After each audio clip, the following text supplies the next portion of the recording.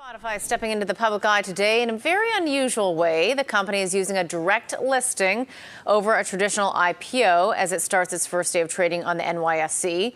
The company also decided against ringing the opening bell and also downplaying the company's prospects, with the CEO saying our focus isn't on the initial splash. Let's get some insight right now into the company. And for that, we are now joined by the head of research at Manhattan Venture Partners, Santosh Rao. Santosh, great to be with you today. And to get your views on the company, you said that you've been following the company for 5 years. First give us a take in terms of how you think the deal played out today in the markets. I think, good afternoon, thanks for having me. I think it was a very successful listing, so to speak, if not an IPO. I think everything went off smoothly. Everything was very well telegraphed. All the numbers were well known. All the guidance is well known. So this company has been very transparent in who they are and where they're coming from and where they want to go. Their position is well established. So I think the brand name is well established as well. And they have a successful track record. We've been following it as part of our company's business model. We follow early stage companies from very early and get our clients early in. So we have people in at $40 right up to $140, people buying in. So anyway, that's our forte, and we're following it very closely, and they've been executing perfectly. So this is all that's a good, successful landing, so to speak. What do you make of the direct listing versus hiring the investment bankers to do a roadshow, the traditional roadshow? They did, of course, have advisors. Goldman Sachs was one of them. I can't quite recall the other one, but I'm just wondering, what do you think of going this way, and will we see more listings like we did today, direct listings? No, I think, that's a very good question, and that's a question that everyone's asking. I think this is a unique story. This is very unique to Spotify. The underlying all this is the fact that Spotify does not need money at this point. They're cash flow positive, and it's growing every year, and they're executing very well. The revenues are growing, and that was the biggest thing. Usually IPO is a liquidity event. You get the early investors out, you get new investors in, you raise some money, and that's the typical IPO playbook. But in this case, they did not need the money. They have a good track record, they have good traction, good brand name. They feel the business model is fully funded, and they can move on, and maybe down the road they will raise money, I'm sure, especially with the international expansion with their niche, which they need to do.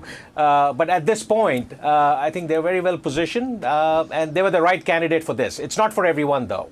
Well, one of my questions, though, is maybe they didn't need the money, but at the same time, one of the reasons why you would do the traditional method of going public via an IPO, a roadshow, is for price discovery. There is a risk that if you do not have a traditional IPO roadshow, that you can come to the market and you might think you're coming out at 150 and it drops to 130. There can be a lot more inherent volatility by going direct. Yes, that's the biggest risk. Typically, every company cannot do this. In this case, there are investors. The price discovery has been very easy, and they've been saying that all along, very well telegraphed. They've told you where the prices have been trading. And unlike other companies, the private trading has not been totally disconnected from the fundamentals. Maybe slightly here and there, but not totally. There was no irrational exuberance, so to speak, in the private market, in the private valuation. So I think this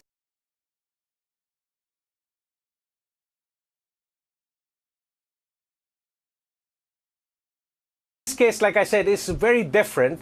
You want to stop that volatility, and I think you're seeing that. It's trading very quietly right now. There's not much volume right now, but we'll see. It's going to settle. It's going to go up and down. So let's see. My target is around 180, but we'll see where it goes. We had initiated a while back at 27 billion. We had said that, and that's where they came at. So I think we are on track. We know the company, and everything's out there. Santosh, let's then talk about the fundamentals of Spotify at this point in time, particularly given there is the potential for increased competition. again, there is the potential for risks down the road. I don't know whether it's going to be regulation or some type of revenue sharing, greater revenue sharing with the artists, because they come under incredible criticism for not sharing enough with the artists. It's not profitable, but they are positive cash flow, and they've got a lot of users, and the revenue is growing. What does that mean to me and to our viewers if, as an investment? Is this interesting? Yeah, so I think this fights with the artists and the labels has been litigated, so to speak, for a long time.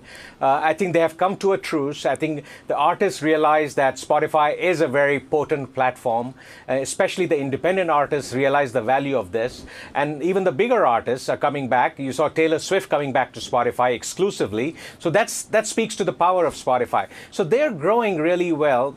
I think they're all, at some point, they've realized their power. So I think this fight over the artists and all that, streaming is the future. To the extent that you believe that music streaming is the way that music is going to be consumed in the future, Spotify is the incumbent leader. They are the best pure play out there, and you have to bet on them if you believe that the future is in streaming and that's the way it's going to be consumed. Why do you have to bet on them? Why not somebody else? Yeah, that's again a good question.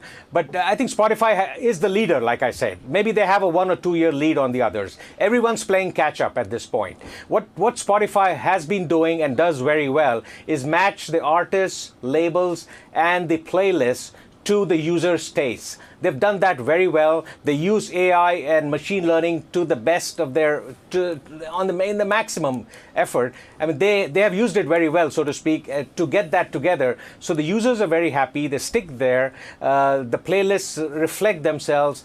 So there's a level of stickiness on Spotify that's not on Apple or Amazon or Google. They will catch up down the road. But at this point, Spotify has the lead, and they need to take that lead, go wide, go deep, consolidate themselves, maybe a year or two that the lead that they have, and really compete aggressively. So Santosh, going forward. You would be buying the shares at this level, and if that's the case, where do you see these shares going to? Absolutely. So I think right now it's trading around 160. I don't know. The last I checked was about 160 to 165. I expect the reference price that they gave, 132, is a good baseline price. So I expect in the near term, no reflection on the company. I think it'll come down around 140, 150. But over a year, I expect them to settle around 170, 180. That comes to roughly 4 times 2019 revenues, and that's very reasonable compared to the peer group, which includes Netflix and the other streaming companies. Well, I wanted to get your take on this last question because I know we have to go, but Santosh, you touched upon Spotify having a competitive advantage because of the use of data, the use of AI, personal information. Hot topic today. So will this almost become a disadvantage if, in fact, we have regulations surrounding the Spotifys of the world or the other FANG stocks that you just mentioned? What's your pulse on that right now? Yeah, I think the personal information that they gather is not the same as what Google and the others gather. This is more on their music tastes. They see where you're going, where you go, what type of music you're listening to, and all that stuff, and they just direct that type of music to you. So I think it's not as intrusive as the other ones. So I think that risk is mitigated. But to the extent that there's a blanket ban on any type of information being taken in, I guess everyone is at risk. But I think this is the future. You really can't go back. I think there will be guardrails around personal information that can be used, but I think Spotify is not in that risk category. Do you think, though, that it probably won't be blanket regulation, but you never know. But do you think regulation is coming down the pipe in the United States for these FANG stocks, the Googles of the world, the Facebooks of the world? What are you hearing? Absolutely. I think there will be hearings pretty soon in the Congress. You're going to see something because there is some corrosion of democracy and a few other issues, larger issues that are really playing at the foundations of the country. So I think you will definitely see some kind of guidance and some kind of limits to how far you can go and how far you can share and all those things. They're not going to ban it overnight. Facebook Facebook, Google are national properties. I mean, they have been pioneers in innovation. But I think the regulations and the people and the politicians have come to reality, have to come to pace with technology right now. They're lagging behind. So at some point, there has to be a meeting point, and we move forward. But definitely expect some guardrails around what we have right now. Okay, Santosh, great to be able to catch up with you. Thank you very much. Thank you.